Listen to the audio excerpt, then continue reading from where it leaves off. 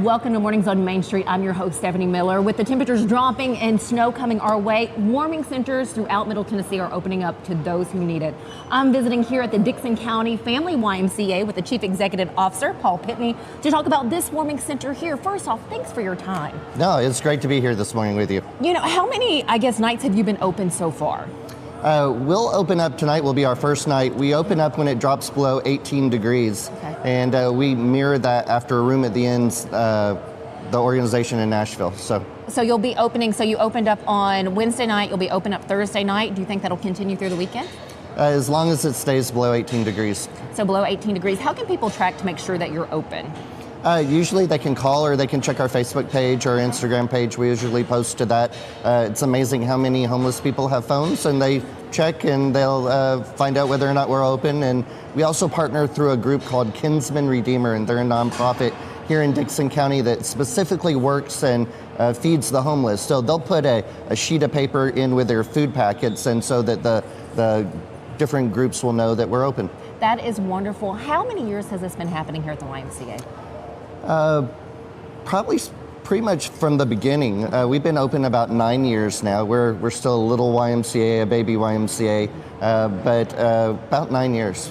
So if you were in the Dickson County area, is it open to families and individuals? Absolutely, because it's just not people that are houseless. You know, pipes freeze, different things, heating goes out. And so we definitely have had families come in. We've had people just come in for showers. We have shower kits and towels and washcloths. We have everything to take care of them, and even definitely some hot coffee to warm them up. So we appreciate all that you do. So for those in the community here, how can we best help you and those who come in to use your facility? Absolutely. So really the best help is volunteering. We can put them through a training on how to work and best love on our neighbors. Food, any kind of food like non-perishables come through. One of the hardest things about going back out in the morning is the anxiety of where they're going to get their next meal, where they're going to go. So we try to send them out with more food.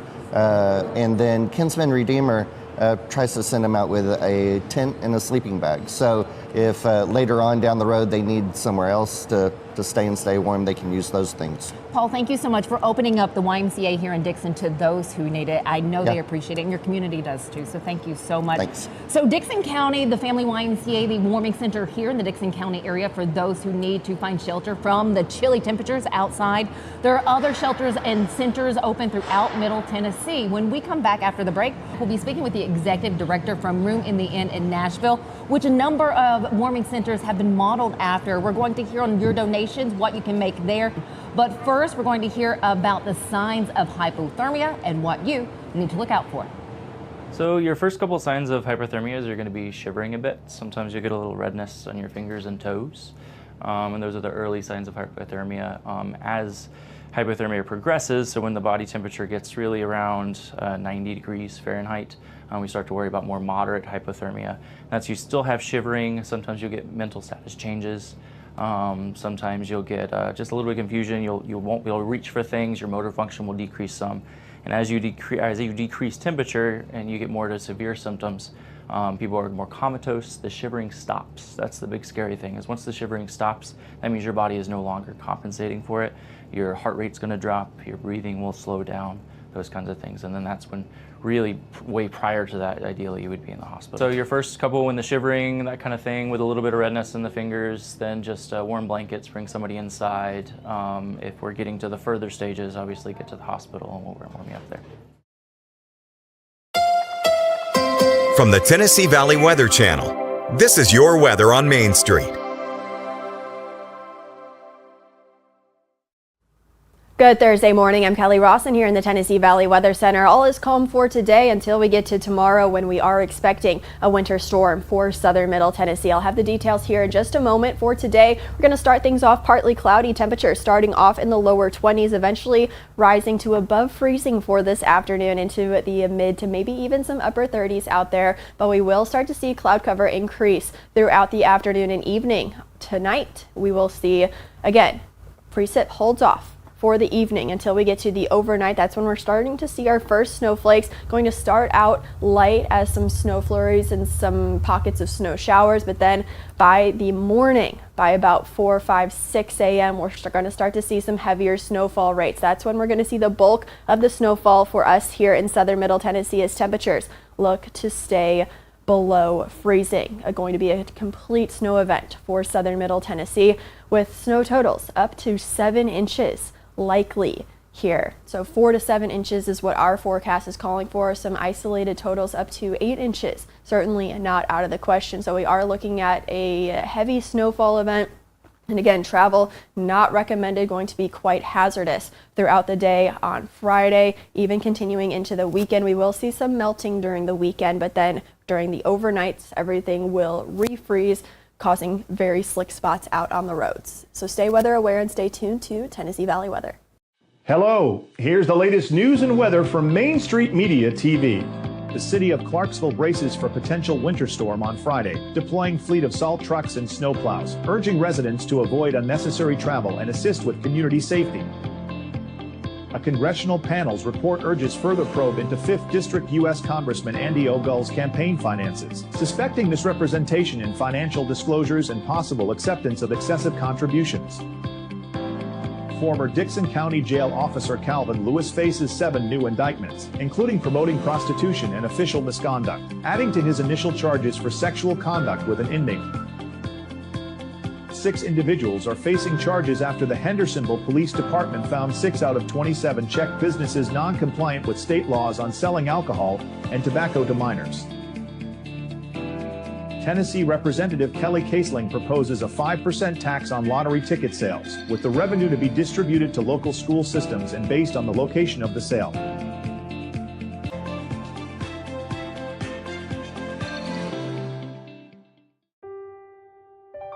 This holiday season, the largest lantern festival in the country returns to Nashville Zoo. Experience more than 1,000 all-new, handcrafted lanterns, towering creatures, magical worlds, and a North Pole village. At the center of it all, the Smashville Ice Rink. Welcome back to Zoolumination at Nashville Zoo. Bigger, brighter, and better than ever. Step into the Lionel retail store at Opry Mills, Nashville, and you'll be captivated by all the magic of the 123-year history of Lionel trains. Whether you're already a train enthusiast or just getting started, Lionel will energize your love for trains. NASCAR fan? Come check out your local Lionel station to learn all there is to know about model trains and die-cast NASCAR collectibles. Visit nashville.lionel.com or call 615-455-9399. Welcome back to Mornings on Main Street. Temperatures are dropping. Snow is anticipated to be in our area on Friday, meaning warming centers throughout Middle Tennessee, as I mentioned at the top of the show, are opening up to those who need it. I am visiting Room in the Inn here in Nashville. I have the executive director, Rachel Hester, with us. Rachel, first off, thanks for your time. Thank you for coming. So when it comes to Room in the Inn, who is welcome here? Anyone experiencing homelessness in Nashville, men or women, are welcome to come to Room in the Inn. We have a day center that's open at 6 o'clock in the morning, and we stay open until 3 in the afternoon. And we're sharing this because if you are out wherever you are and you come across someone or you have someone in your community that may be struggling with homelessness and need somewhere to go, you can send them here. You can. Everyone's welcome. It is a day center, and it's not just a place for people to come in and get out of the weather. But it's a place for them to engage in services. Maybe take the next step out of homelessness. Maybe engage in classes, have a warm meal, but also a place to belong. What all do you have that you offer here? Well, we want to be a single-sided services for somebody, and so it's really hard to say that we only do one thing when everybody's needs could be so vast. And so this is a place where people can get mail, use our phone, use computers. But it's also a place where they can go to classes from art to anger management to Crops That Change the World to Country Music Hall of Fame. You know, we're standing in your chapel area here, which is a very special area that we'll touch on before I leave you, Rachel, today.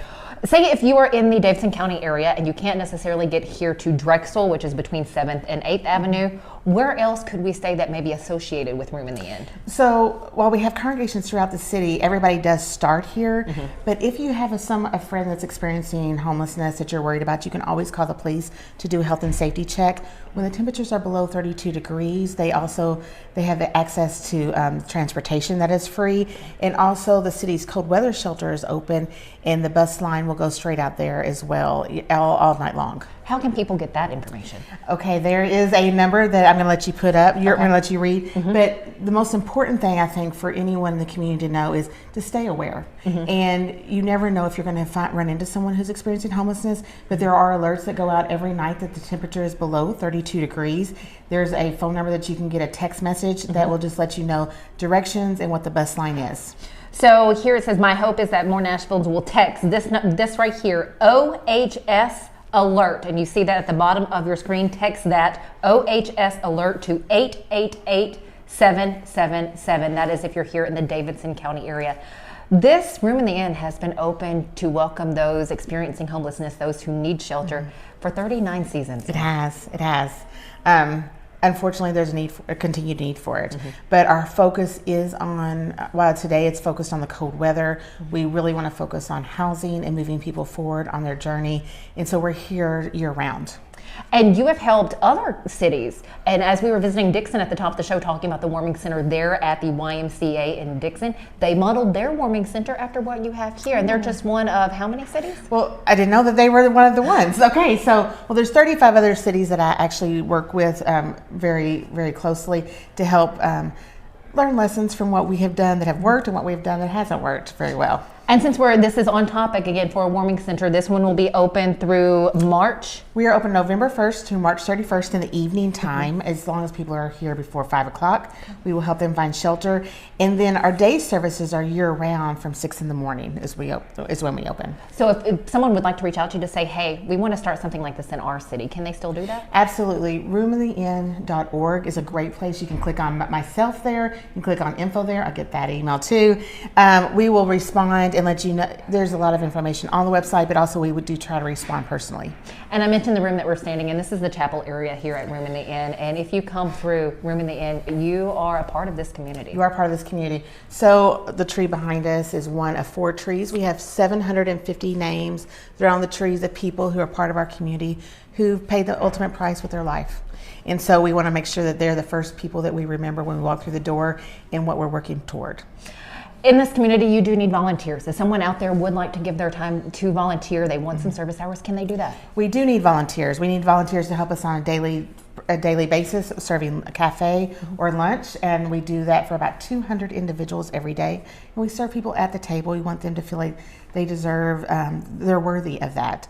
And then we also have congregations that need help. So if you'd like to contact us, we can either connect you with a congregation close to your area or here in our building, or just come take a tour, see what's available in our city so that you are more aware, so that when you run into someone experiencing homelessness, you have a firsthand knowledge of what you can tell them about. Rachel, thank you so much for your time. Is there anything that I missed on that you wanted to highlight before we leave? I think the thing that brings people to Nashville and what makes us great is we take care of our neighbors.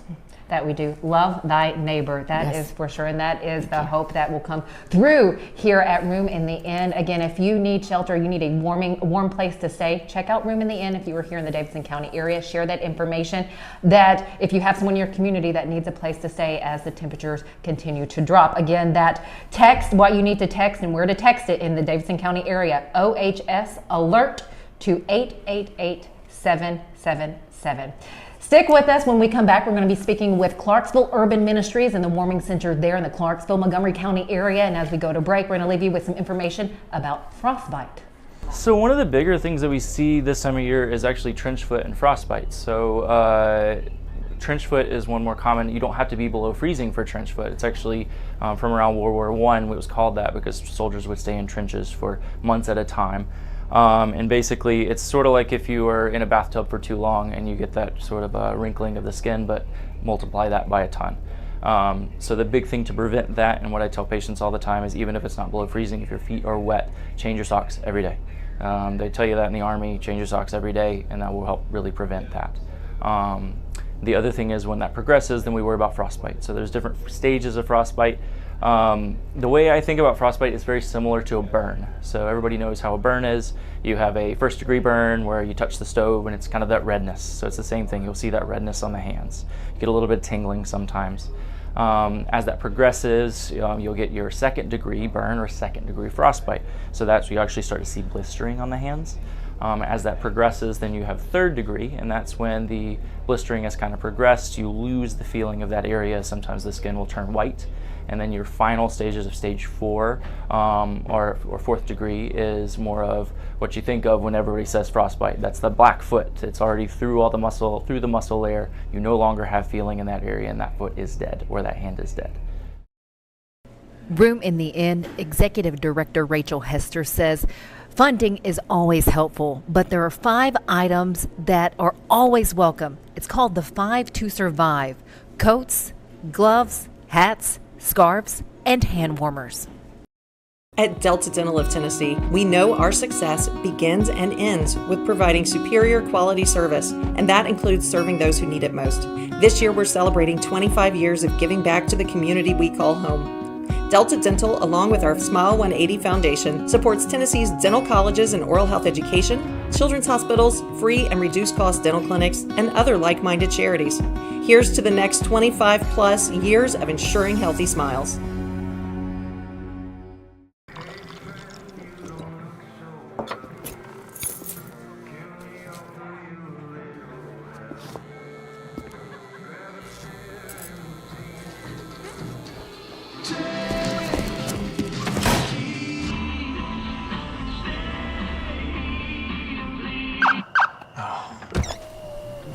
You're seeing the signs too, right?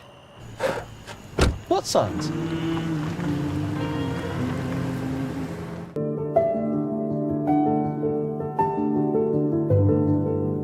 Welcome to the Omni Nashville Hotel. Urban elegance with a vintage touch. Our 800-room hotel opened up in the fall of 2013 with 746 guest rooms and 54 suites.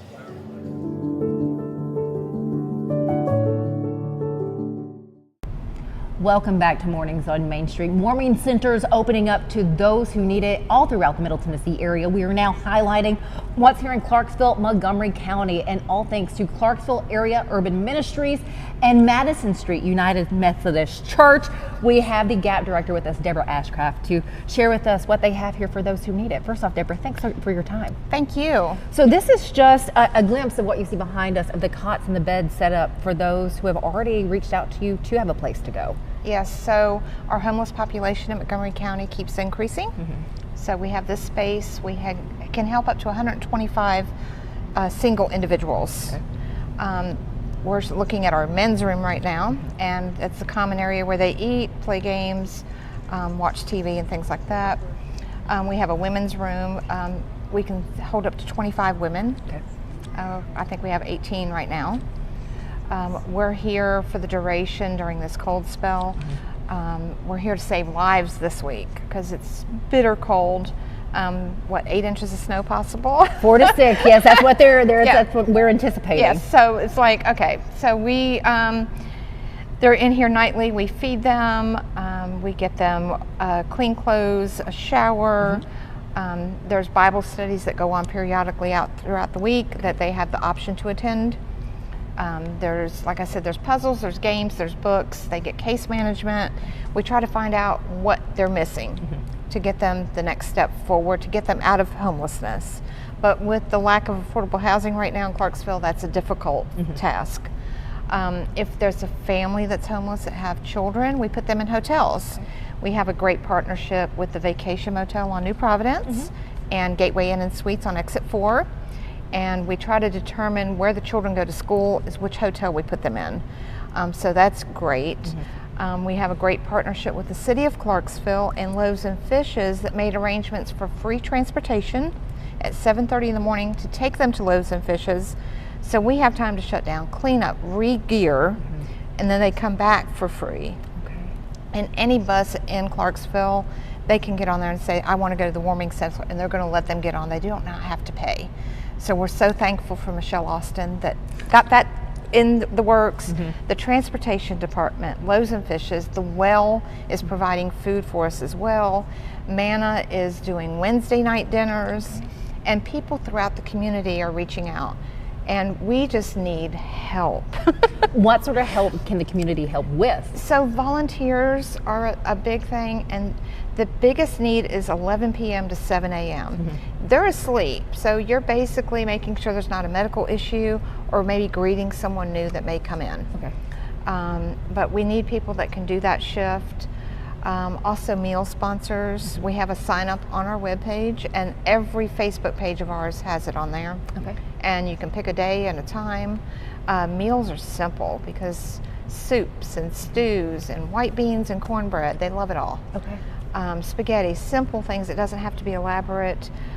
We're still needing blankets, coats, anything winter, okay. And sheets and towels, okay. Because the laundry is big when we do it. Do we just bring these items to Urban Ministries? They can bring them to Urban Ministries, or if you come down when we're here, I'm usually here by 12:30 every day, they can bring it down here to the gym here at 300 Commerce Street. Okay, and then as we heard a little bit ago from Dr. Helm talking about, socks are extremely important. Do you guys welcome in socks if we have a donation of that? Absolutely, yes. We would prefer new socks. Yes. But we do try to give them at least one pair of socks a day, encourage them to change their socks because they walk everywhere. Right. Putting this into perspective, again, this is the men's room where they're staying here. You have the women's room and you have families that you're helping with kids. What's the number that you've seen so far? We had 70 last night in shelter, and I think we have 41 bodies in hotels right now. So if you know someone who is in the Clarksville, Montgomery County area and they do need housing, they need a place to go while the conditions are the way they are outside, these winter temperatures, again, frigid cold. We have that, what's anticipated on Friday as far as snow and the accumulation, whether it be tonight, over the weekend, do send them to Clarksville Area Urban Ministries. Yes, and if they can't get here, call the Clarksville Police Department. They will come pick them up and bring them here. No questions asked. They want to save lives as well.'t you, Deborah, so much for your time. Is there anything that we didn't touch on that you want to make sure people know? I did want to mention that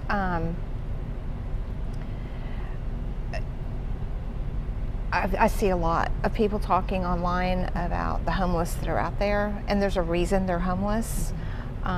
It might not be the prettiest sight, but everybody deserves a warm place to sleep. Yes. So we just want bodies in here. I've got more air mattresses. I can fill it up. I'm not going to turn people away. Right. As we just heard from Rachel Hester from Room in the Inn saying, love thy neighbor. And Yes. this is one way, make sure they're getting to the shelter and getting to the warming centers that are there for them. So help them get here, share the information with them to get them to make sure that they are in warm temperatures, as the temperatures outside do continue And to drop. YAPAC has been wonderful. They're doing their patrols out, and they're looking to me, do you know where somebody might be that we can go get in touch with them?